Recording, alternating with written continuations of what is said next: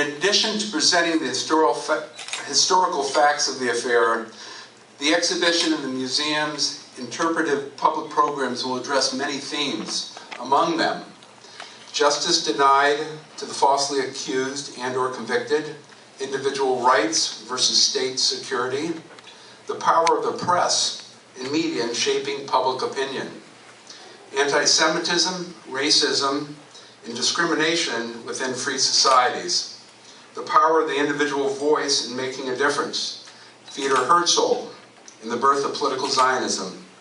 To tell you more about the exhibition and how it evolved and was created, please let me introduce someone who needs no introduction, a visionary leader in our community, co-founder of the Maltz Museum, Milton Maltz. Milt? Thank you, David. This has been a fascinating exhibit because it was the combining of government, the judiciary, media, the whole works in France, because at one time they were considered the #1 military organization in the entire European area, until such time as the Prussians, under Chancellor Bismarck, wanted to take over Alsace-Lorraine, because his excuse was there was a large German population there, even though they were French citizens. You want a picture?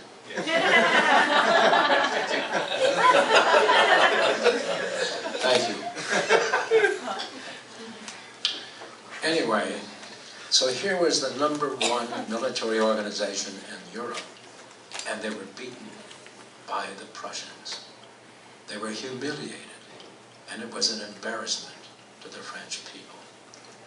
So, as the years went by, they began to find an excuse to take the monkey off the military's back. And they said there was a spy somewhere in the high command of the French armed military.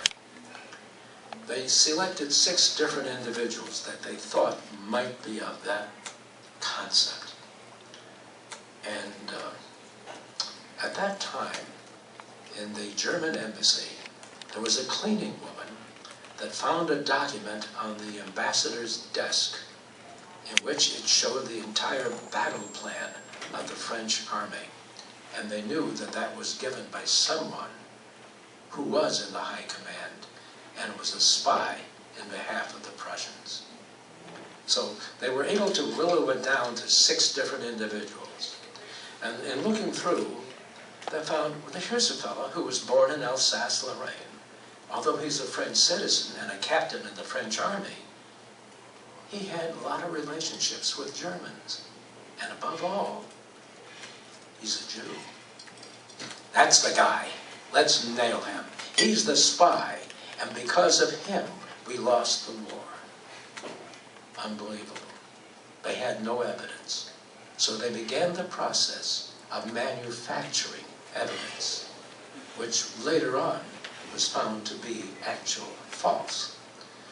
And there was a fellow by the name of Émile Zola. Everybody in this room know who Émile Zola was? One of the great French journalists and novelists who had some suspicion there was something going on here. So he came out with a newspaper, and one of the few newspapers out of 40 printed aspects. There were 40 actual organizations delivering news in France, before video, before television. Remember those great days when print was important? Well, anyway, he wrote an article and a headline that said, "Je accuse," which means I accuse. And he had information to prove that there was this plot between media, the government, the army, to convict this guy. And the newspapers ran cartoons, and you'll see some of them around the room, and you'll see some of the stories, long before the trial began. And they convicted him in the media. So that's what this exhibit is all about.